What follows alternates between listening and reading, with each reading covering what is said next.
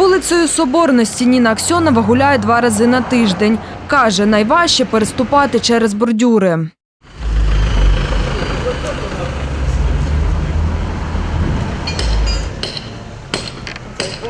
Я там єлі зійшла, так непонятно, чи так є сход, чи немає, паличкою поки щупала, чи ще можна йти туди, чи ні.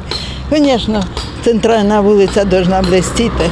Договір про розробку проектно-кошторисної документації на капітальний ремонт цих тротуарів управління житлово-комунального господарства уклало 26 квітня. 1 385 000 гривень – така ціна виготовлення документів.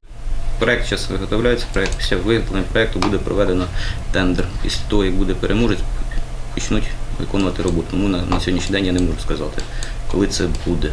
Ремонтуватимуть тротуари від вулиці Європейської до Соборного майдану. Єдине місце, де управління житлово-комунального господарства не запланувало ремонт – це площа біля театру імені Гоголя. То, що по площі біля театру, там ще визначаються самим, як воно буде, самий дизайн площі.